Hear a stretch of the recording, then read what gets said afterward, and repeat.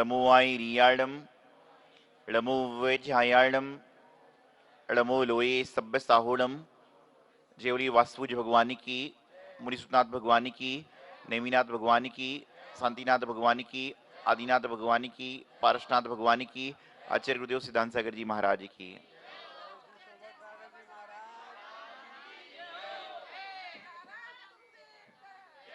महानुभावों, अभी विगत दिनों से चल रहे श्री वास्तुज भगवान के पंचनाग प्रतिष्ठा महोत्सव का आज सानंद, शांति और सौहार्दमय वातावरण में संपन्न हुआ।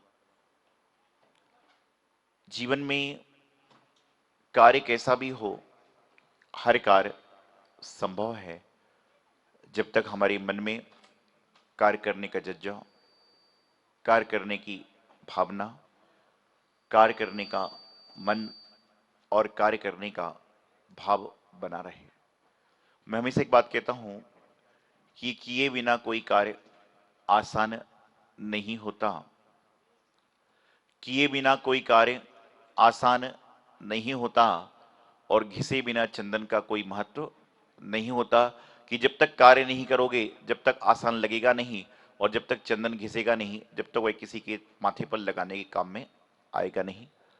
विगत दिनों से श्री वास्तुज भगवान के जिनबिंब का पंचनाग प्रतिष्ठा महोत्सव दिल्ली के निर्माणाधीन मुनीश्वर तीर्थ पर चिंतामणि पारसनाथ भगवान कचरे की आशीष अनुकंपा गुरुवर आचार्य सिद्धांत सागर जी महाराज के मंगल आशीर्वाद के साथ संपन्न हुआ।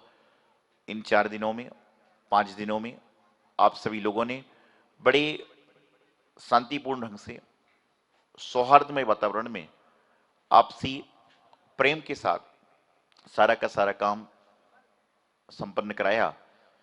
और बड़ी प्रसन्नता होती है कि जब भगवान का पंचनाग प्रतिष्ठा महोत्सव देखते हैं।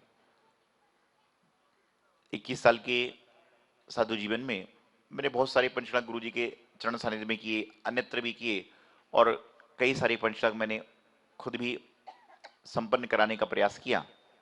तो मैं जब देखता हूं भगवान जी की प्रतिमा को, जब पत्थर के माध्यम से, पाषाण के माध्यम से परमात्मा बनने की यात्रा होती है, तो उस समय मन में विचार आता है कि हे प्रभु, हे प्रभु, हम तो अभी पूज्यता को प्राप्त करने के लिए जा रहे हैं, लेकिन यह पाषाण तो कितना पुण्यशाली है, ये पाषाण तो कितना भाग्यशाली है, ये कितना पाषाण तो सौभाग्यशाली है जो मात्र 5 दिन के अंदर पाषाण से परमात्मा बन जाता है।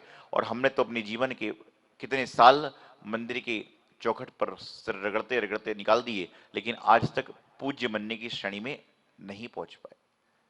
अंतर पाषाण का नहीं है, अंतर मस्तक का नहीं है, अंतर धातु का नहीं है। अंतर यह है कि पाषाण को संपर्क किसके साथ में मिला।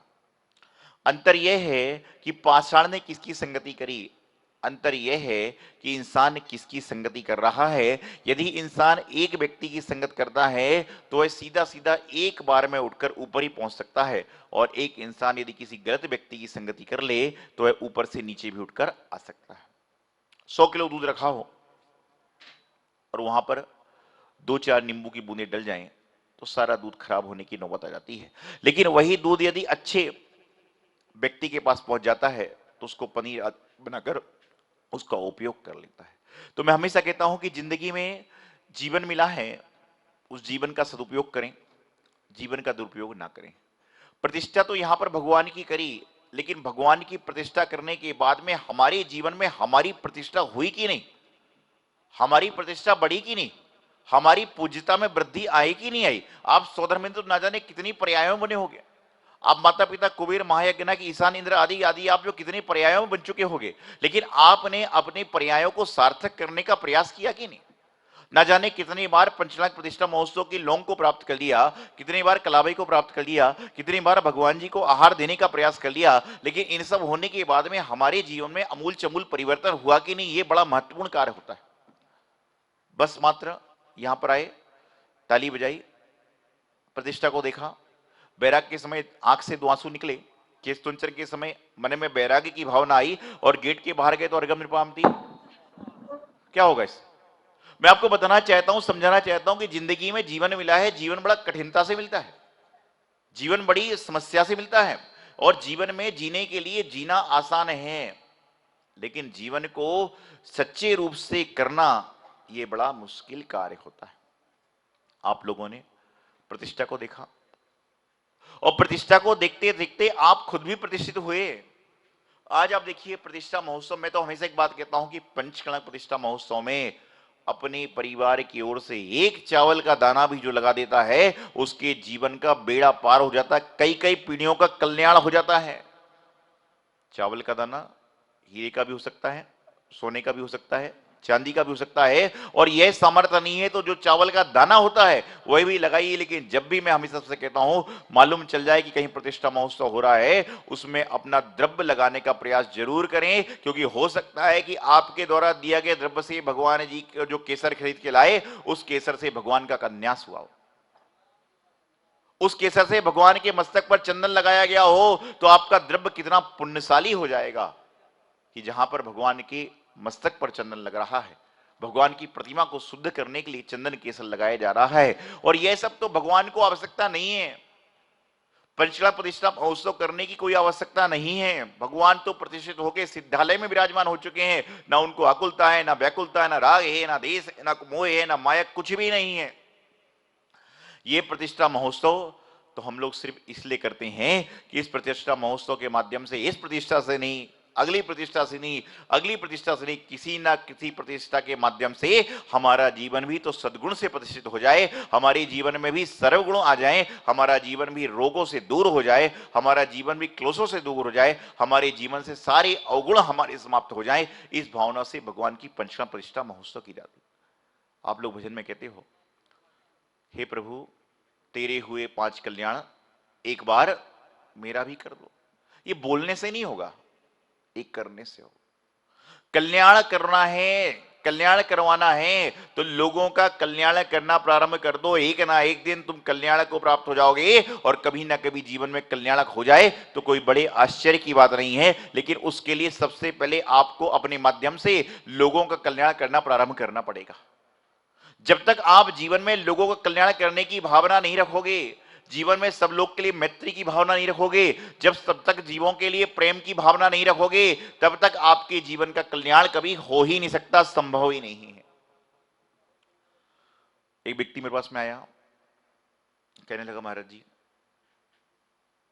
इतने सारे काम आपके माध्यम से होते हैं, अन्य साधुओं के माध्यम से होते हैं, बड़े बड़े काम सरलता से सहजता से हो जाते हैं, कोई समस्या नहीं होती। मैंने कहा समस्या उस व्यक्ति को होती है जो समस्या के साथ लगा है।